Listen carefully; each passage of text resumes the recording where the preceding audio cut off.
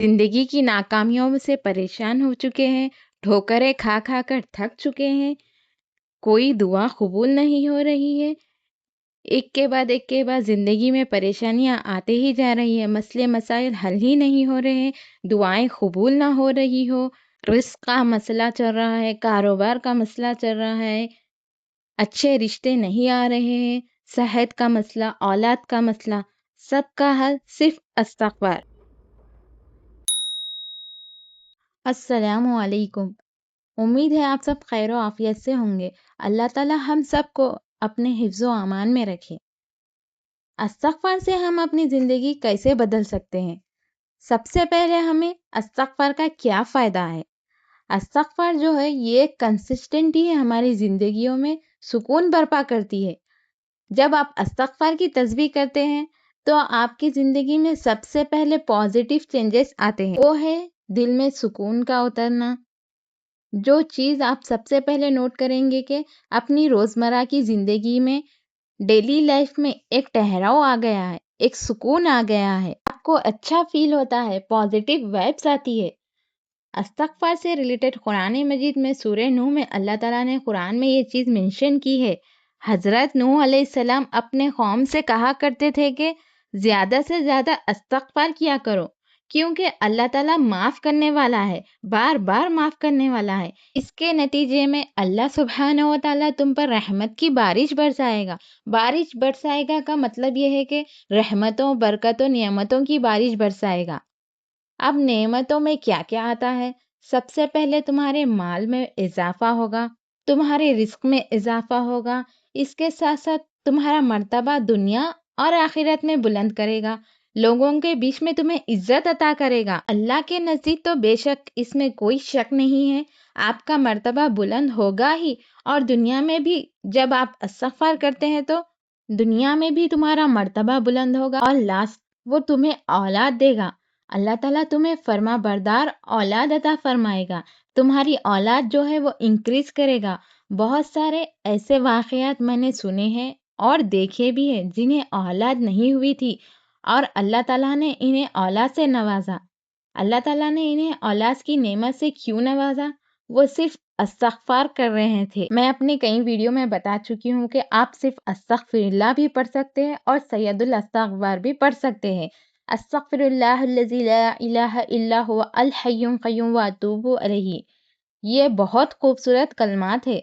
इनको ज़रूर पढ़ा करें, इनको अपने डेली लाइफ की रूटीन में ज़रूर शामिल कर लीजिए। कुछ साहिबा का ये भी कहना था कि इन्होंने हज़रत मोहम्मद सल्लल्लाहु अलैहि वसल्लम को नमाज के बाद कई बार 100 मरतबा इस्तगफार करते देखा।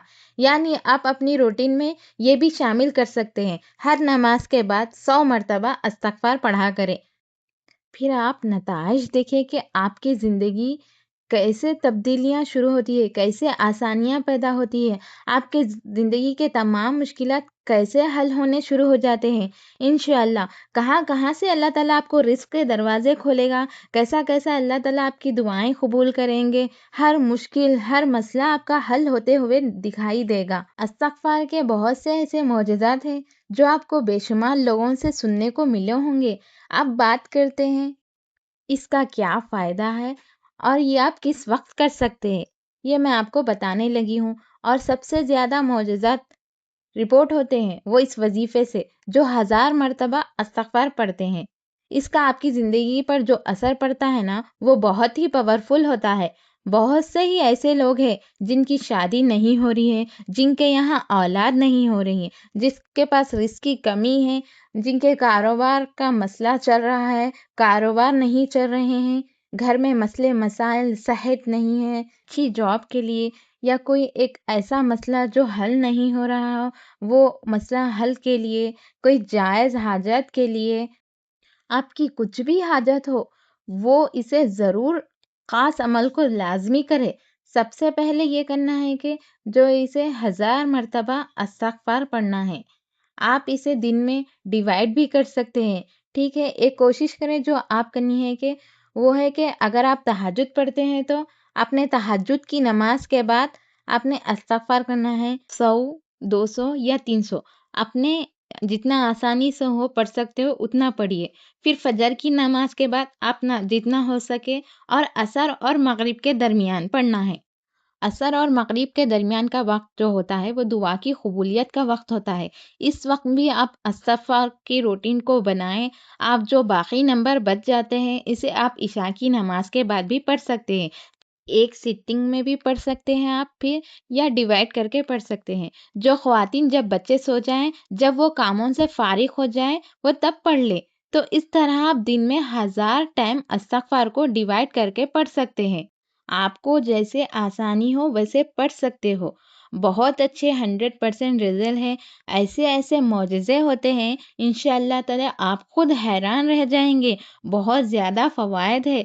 لوگوں کے بہت بڑے مسئلے حل ہوئے ہیں۔ لوگوں کے ایسی ایسی حاجات جو انہیں لگتا ہی نہیں تھا وہ کبھی کمپلیٹ ہو سکتی ہے، وہ بھی حاجات پوری ہوئی ہیں۔ الحمدللہ اس کا 100% رزلٹ ہے، بہت اچھا رزلٹ ہے۔ اس کے ساتھ آپ یہ بھی کام کرنا ہے کہ آپ کسی حاجت کے لیے استغفار پڑھ رہے ہوں تو آپ نے صدقہ ضرور دینا ہے۔ ہفتے میں 1 مرتبہ ضرور دے، کسی بھی چیز کا دے، کسی بھی کھانے پینے کا یا پیسے کا، کسی بھی حال میں، یا کسی کی ضرورت مند کی ضرورت پوری کر دے۔ صدقہ جو ہے لازمی دینا ہے، کیونکہ صدقہ جو ہے نا وہ آپ کی دعا کو بوسٹ کرتا ہے۔ اس وظیفے کے عمل کو جو آپ چاہ رہے ہیں نا وہ جلد پوری ہو جاتی ہے۔ وہ دعا کی قبولیت کے لیے بیسٹ چیز ہے۔ اللہ تعالیٰ سے رو رو کر گڑ گڑا کر مانگے۔ اللہ تعالیٰ تو 70 ماؤں کی محبت رکھنے والے ہیں۔ ہمیں ایک ماں کی محبت دیکھ کر آنکھیں نم ہو جاتی ہے۔ اللہ تعالیٰ 70 ماؤں کی محبت رکھنے والے ہیں، غفور الرحیم ہے۔ اللہ تعالیٰ سے اپنے دل کا حال بیان کرے، اپنی جو بھی حاجت ہو پڑھ کر دعا کریں، انشاءاللہ تعالیٰ 100% رزلٹ آئیں گے۔ اس کے ساتھ استغفار کا ایک اور فائدہ یہ ہے کہ ہم سے سارے دن میں چھوٹی بڑی غلطیاں ہوئی ہوتی ہیں، کچھ ایسے جو جانے انجانے میں ہم کر بیٹھتے ہیں، ہمیں معلوم نہیں ہوتا، اللہ تعالیٰ اسے بھی معاف فرماتے رہتے ہیں۔